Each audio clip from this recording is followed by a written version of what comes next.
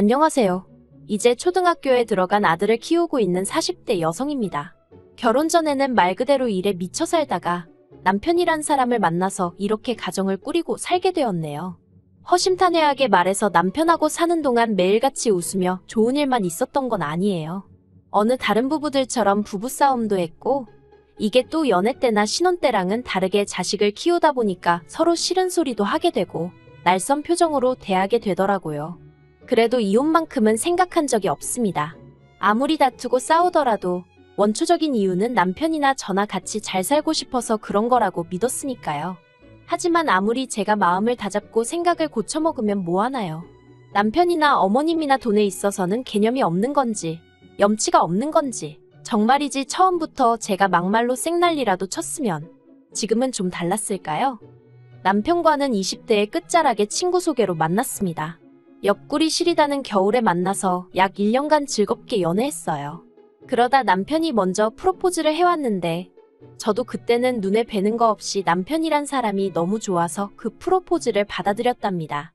당시 남편은 인쇄소를 다니고 있었는데 월급도 200남짓에 솔직히 지금 생각하면 비전이랄 게 없었네요.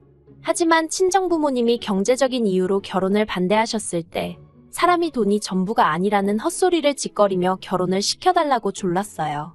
그리고 그나마 다행이라고 해야 할지 남편이 사람이 성실하긴 했거든요.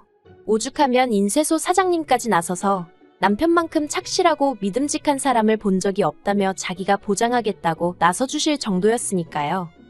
그리고 그렇게 우여곡절 끝에 결혼을 허락받고 남편하고 식을 올렸는데 충격적인 사실을 알게 되었습니다.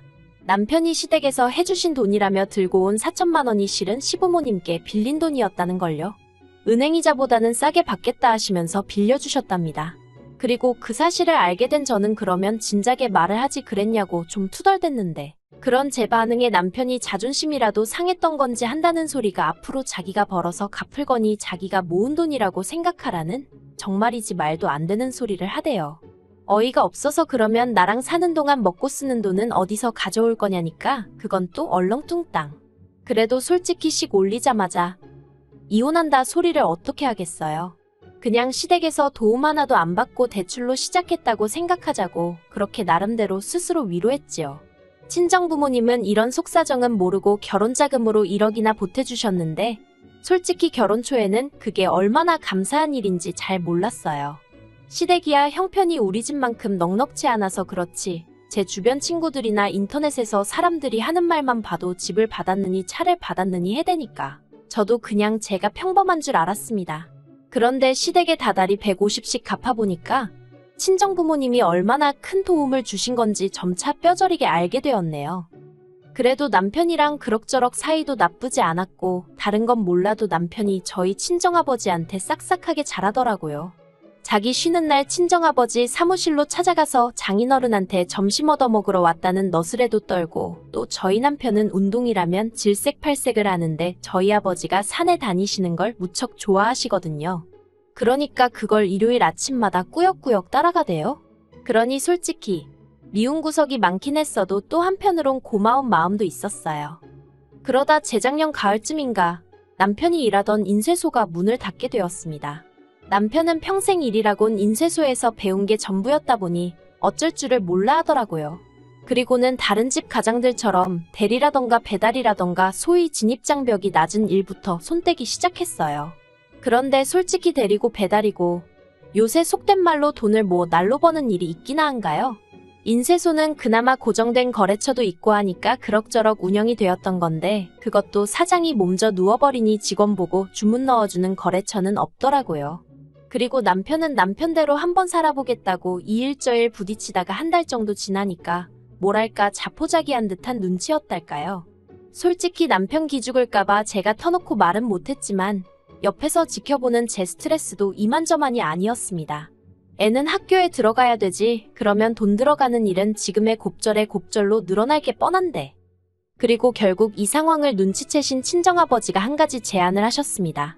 남편더러 당신을 쫓아다니며 일을 한번 배워보겠느냐고요. 저희 친정아버지는 20년 넘게 인테리어 사무실을 운영하고 계십니다. 저도 아버지 사무실에서 도배며 뭐며 자빌부터 배우다가 지금은 주로 사무실에서 손님들 의뢰받고 견적내고 그런 일을 하고 있어요. 그리고 친정아버지께서는 어차피 제가 물려받을 사무실이니 이참에 사위인 제 남편도 배워두면 나중에 도움이 되지 않겠나 생각하신 것 같더라고요. 그리고 다행이라고 해야 할지 남편도 흔쾌히 좋다 하며 바로 이튿날부터 저희 친정아버지 회사로 출근하기 시작했습니다.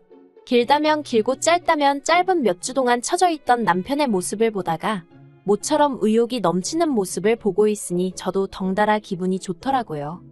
그리고 남편은 자기 특유의 성실성과 착실함으로 친정아버지가 알려주는 크고 작은 기술부터 노하우라고 해야 할지 모든 걸 하나씩 차근차근히 배워갔습니다.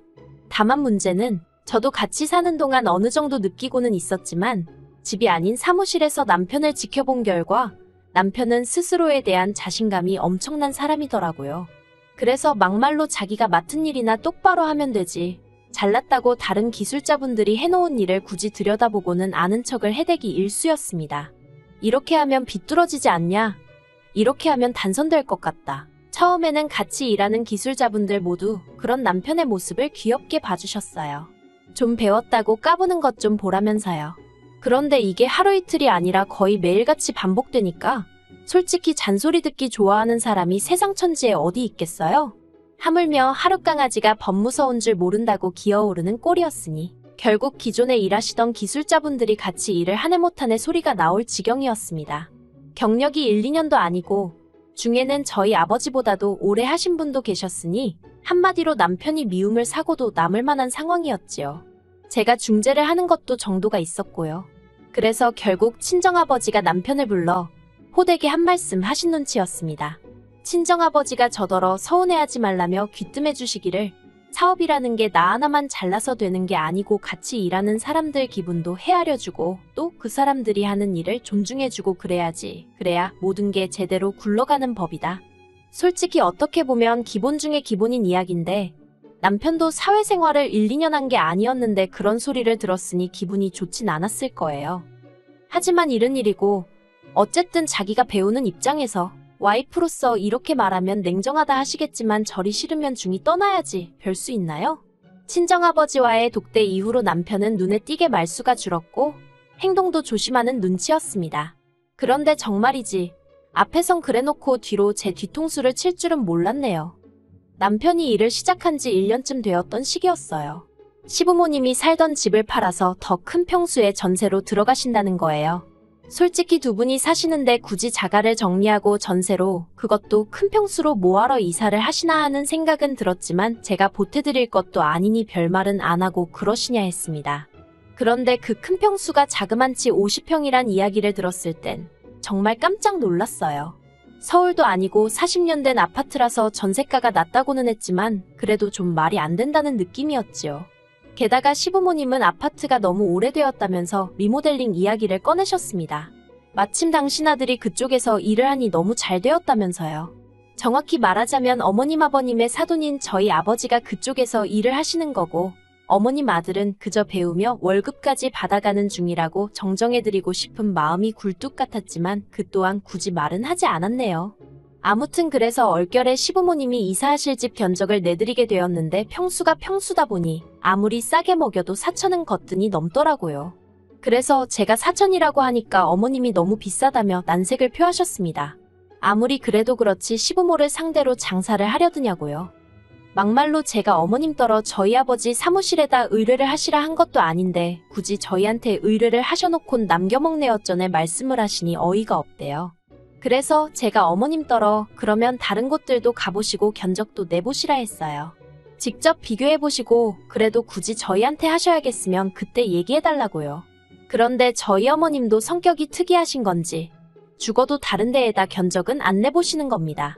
오죽하면 제가 신우한테도 전화를 해서는 어머님 댁 리모델링 좀 다른 곳에다 물어보라고 나는 나대로 부담스러워 죽겠다는 소리까지 했다니까요. 그런데도 신우도 똑같더군요. 가족이 하는데 어떻게 다른 데다 하겠냐며. 그리고 결론은 깎아달라는 소리였습니다. 그것도 반값에 해달라나요? 막말로 반값으로 후려쳐버리면 인건비도 안 나온다 안 된다 저도 딱 잘랐습니다. 그랬더니 남편까지 나서서 한다는 말이 그럼 자기가 월급을 안 받겠대요. 어이가 없어서 당신이 이달 월급을 안 받으면 우리 생활비는 뭐로 하냐 하니까. 그러면 자기더러 어쩌라는 거냐면서 오히려 급기야 저한테 화를 내는 게 아니겠어요? 그리고 집이고 사무실이고 가릴 것 없이 이 일로 계속 부딪히다 보니 결국 친정아버지도 그렇고 기술자분들도 상황을 어느 정도 눈치를 채셨지요. 그래서 결국 친정아버지께서 시어머니가 이사하실 집을 방문하시고는 어차피 전세인데 못하러 그 비싼 돈을 들여서 이 오래된 집을 고치려고 하시냐며 일단 도배랑 장판만 해보시라고 설득을 하셨어요. 도배랑 장판만 하고 정 뭐하면 샤시 정도만 교체하시라고 그것만으로도 보기에는 훨씬 깔끔해 보일 거라면서요. 그리고 돈은 정말 들어가는 원가만 딱 받겠다 하셨답니다. 그러자 어머님도 더는 억지를 쓰지 못하신 눈치더라고요. 그런데 황당하게도 남편을 통해서 어머님이 보내오신 돈은 저희 친정아버지가 안내한 금액의 절반밖에 되지 않았습니다.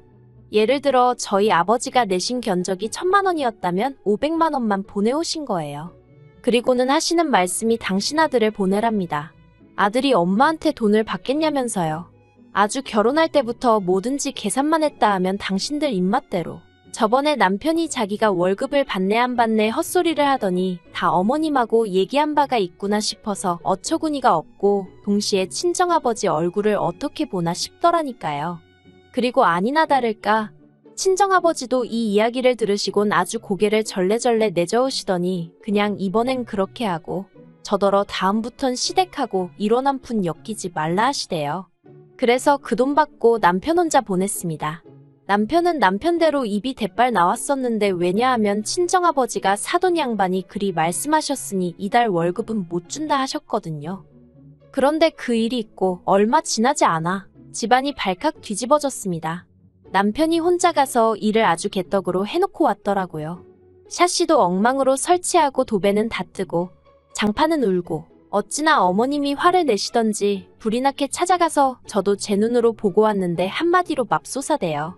어머님은 집안 꼴을 이래놓으면 어떡하냐면서 저희 친정아버지더러 물어내라고 억지를 쓰기 시작하셨습니다.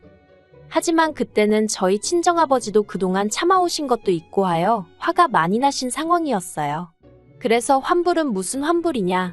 사부인이 요구한 대로 다 해줬는데 따질 거면 아들한테 직접 말씀하시라 그러셨던 모양이에요. 그러자 이제 어머님은 저희 친정아버지더러 앞길 창창한 당신 아들 데려다가 일도 하나 제대로 안 가르쳤다고 막말을 하시더군요.